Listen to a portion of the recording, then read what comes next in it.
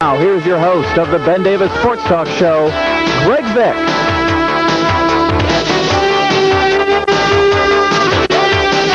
Good morning, welcome to the studios of TV7 on a Saturday morning. The sun's coming out, and we welcome you to the Ben Davis Sports Talk Show as we come at you live each and every Saturday morning from 9 o'clock until 10 o'clock. And of course, following this show, we'll have DeKalb Barron football, the big game that they played last night against the Carroll Chargers.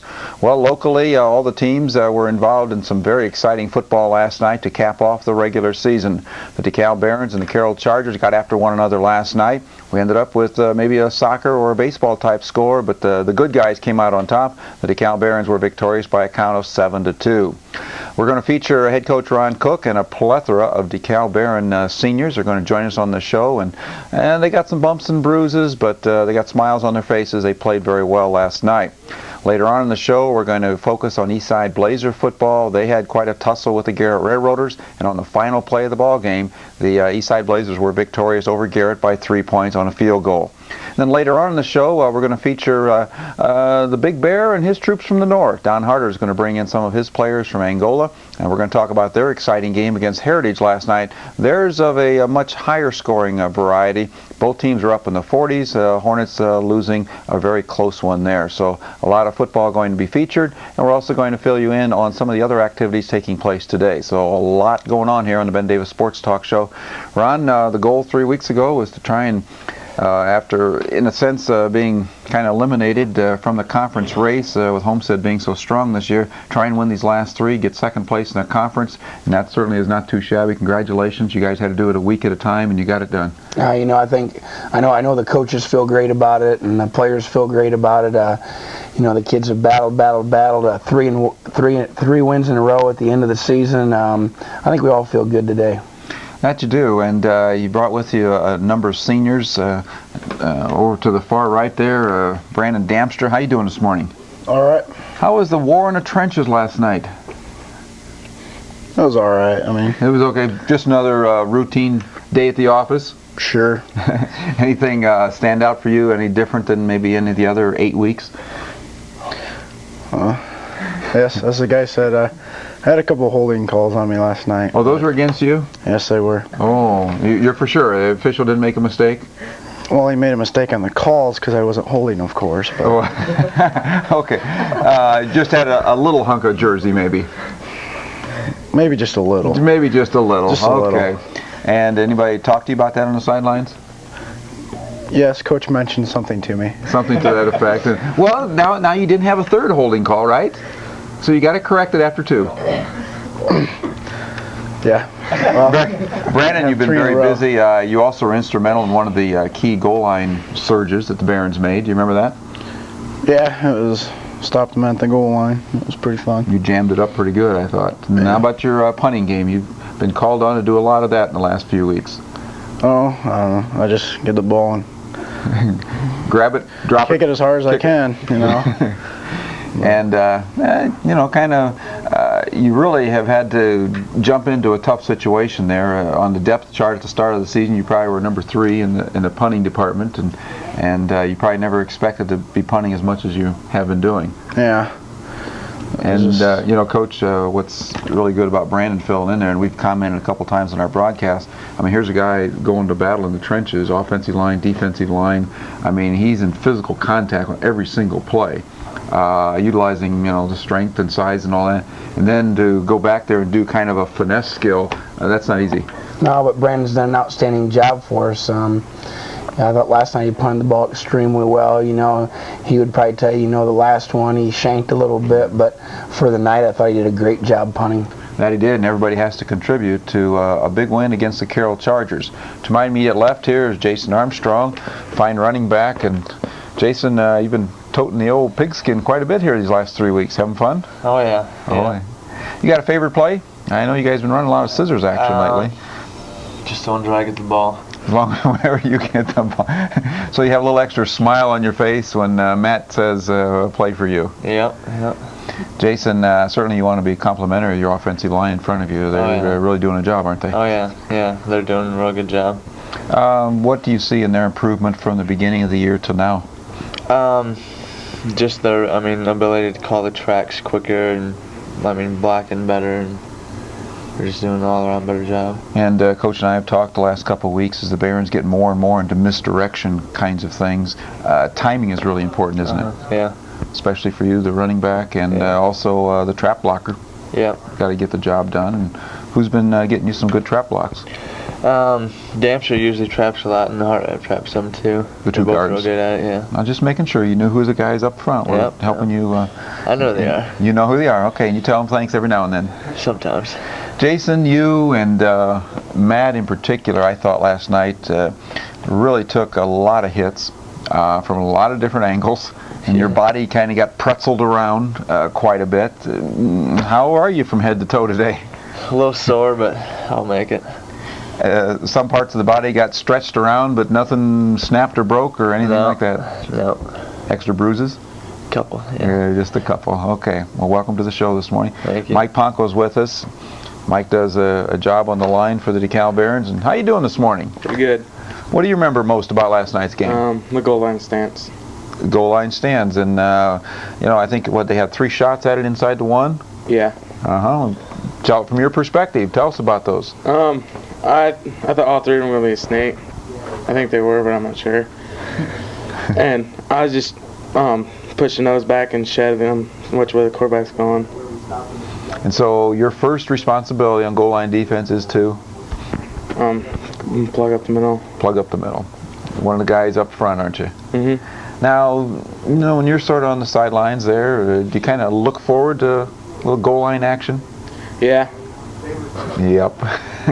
How you feel this morning? Tired. Tired? But it's a kind of a happy tired, isn't it? Yeah. Coach, goal line, the whole defense really rose to the occasion last night. For the second week in a row, you're facing a team that really liked to pass the football and had more passing yardage on a Friday night than they have running yardage. Yeah, our DBs had an outstanding job, but I want to come back to Mike here. And we watched that goal line stand this morning several times, and Mike just did a tremendous job. And here's what you got to love. Mike's been in the program for 4 years. Early this year, got very little playing time. Kept a positive attitude, worked through practice. I'm sure that he wasn't always happy with his playing time, but doesn't come to the coaches and complain, doesn't skip a practice. You look at our season and the importance of last night's game. He contributed big time to last night's win. I'm sure you've probably got the goal line stand on the highlights, and you're going to see Brandon here just back people up. You're going to see Mike back at center up, and it's really what you want in kids. Kids that stay with things, kids that maybe work through adversity, and his adversity might be not getting to play as much as he wanted. But I think Mike's going to remember that goal line stand for a long time. Okay, when we see the highlights, we'll have you guys just talk about the highlights, okay? That's what we'll focus on. Let's pass that back to number 44 there, Magnum 44. And Nick Schumann's with us this morning. How you doing? I'm pretty good today. How are you? I'm doing fine, thanks. Looking forward to a great show. How about you? Yes, I am. Yes, you are. And you probably can't wait to see the highlights?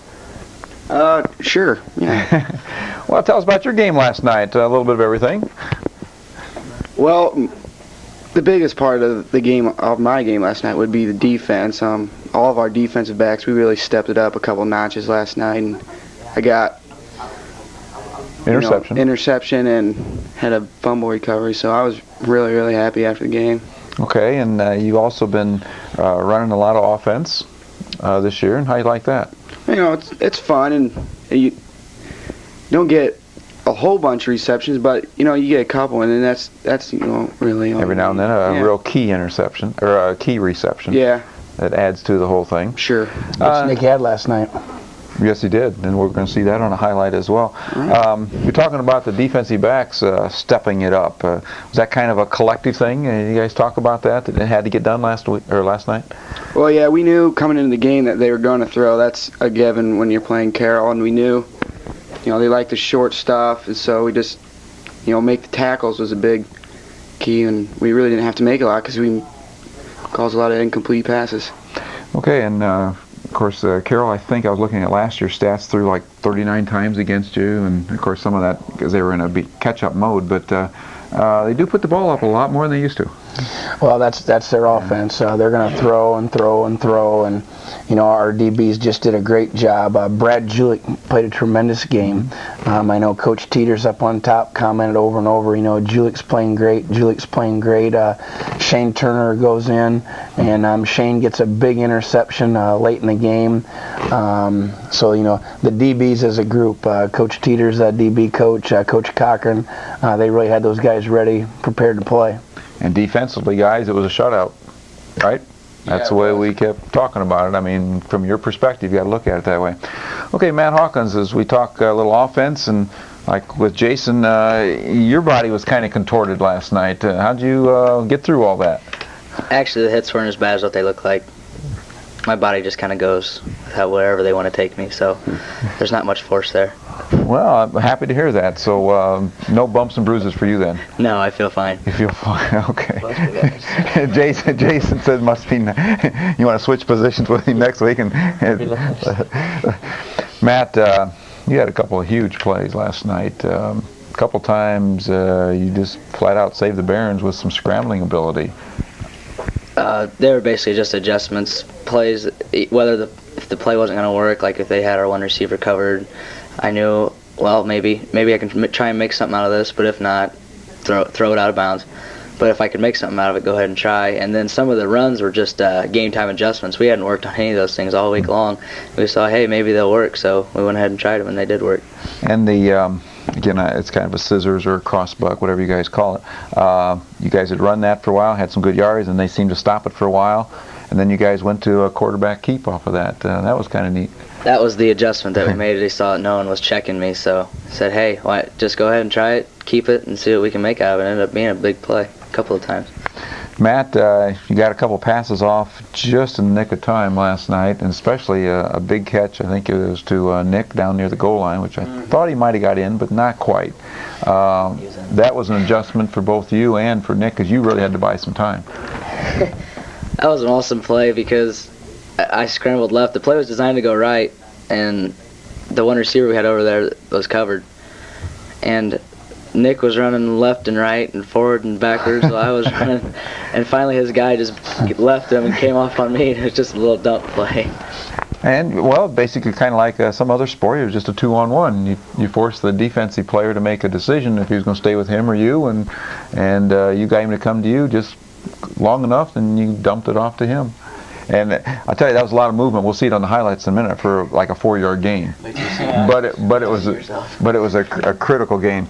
Let's take a quick look at the scores from last night, and then we're going to roll right into the highlights. This show packed with all kinds of stuff here on the Ben Davis Sports Talk Show. There's your score. The DeKalb Barons win their third game in a row, 7-2. The final numbers.